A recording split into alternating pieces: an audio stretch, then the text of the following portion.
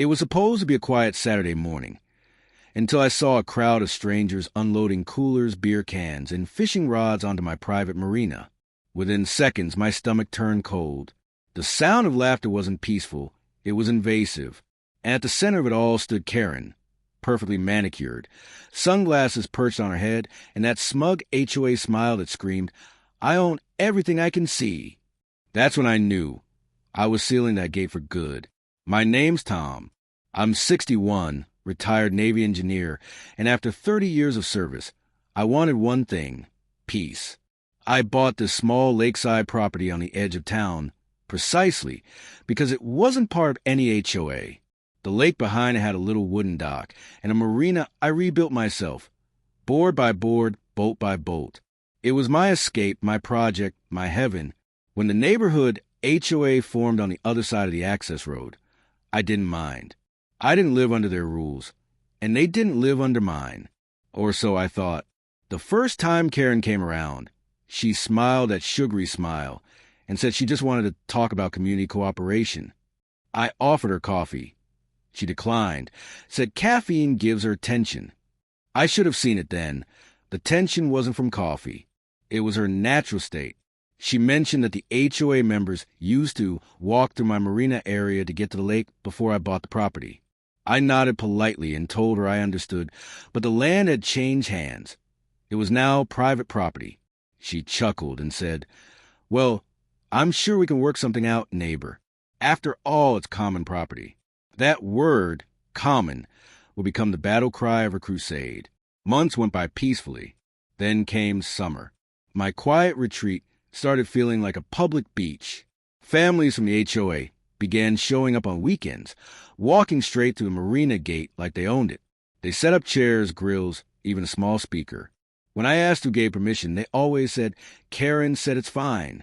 The first few times, I tried to be diplomatic. "Folks, I don't want trouble," I'd say. "This isn't part of your HOA. Please respect my space."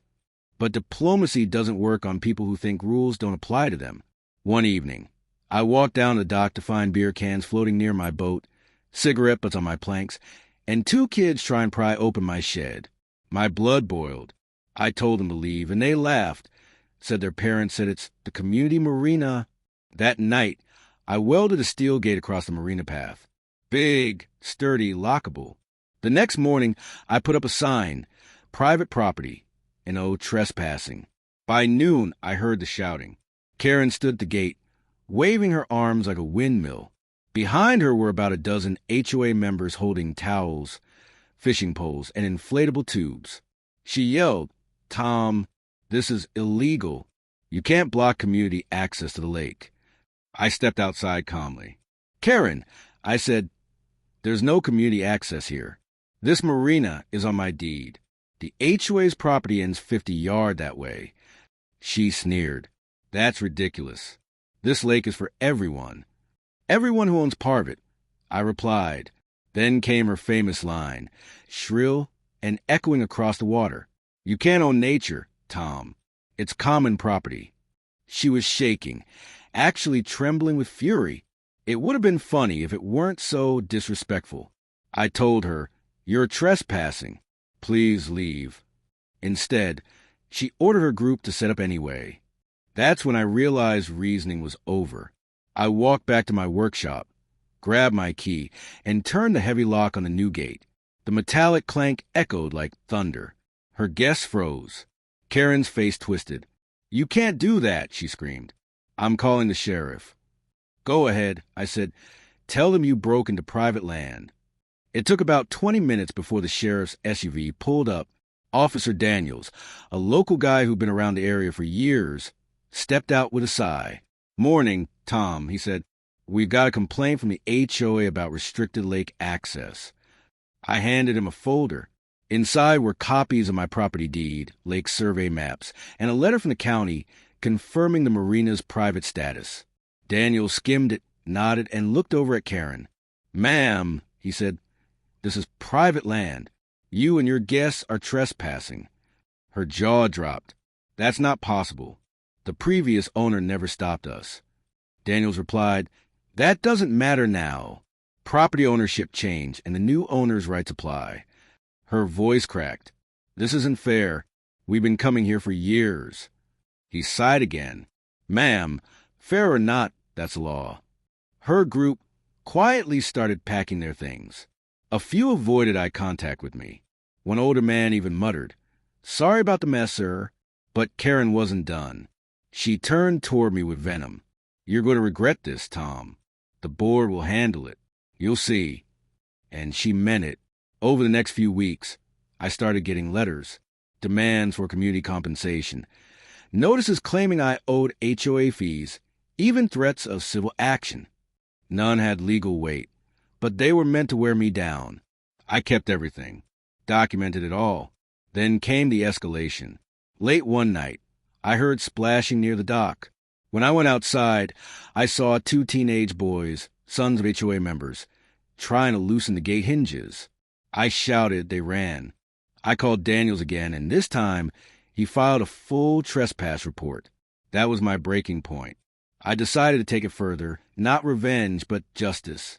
I contacted the county land office and had my boundaries resurveyed. Turns out, not only was my marina private, but part of what the HOA thought was their walking trail actually crossed 10 feet into my land. I sent them a certified letter demanding they remove their path immediately. When Karen got it, she exploded. She showed up at my driveway, red-faced, yelling that I was destroying the community spirit.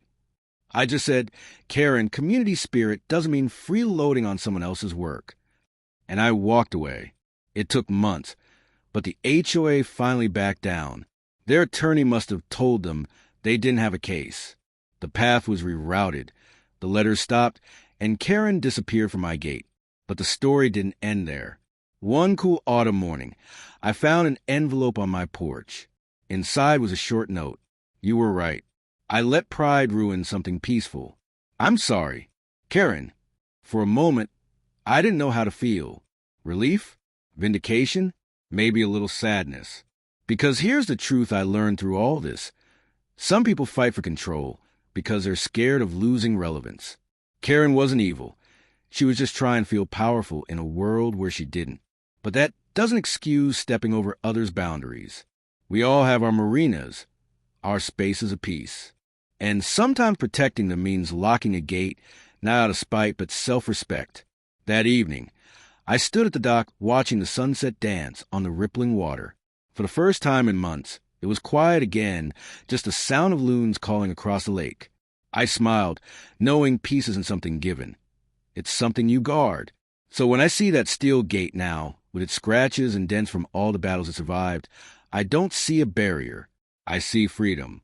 Because sometimes the best way to keep peace is to stand firm against those who mistake kindness for weakness. And that's a lesson Karen and I both had to learn the hard way.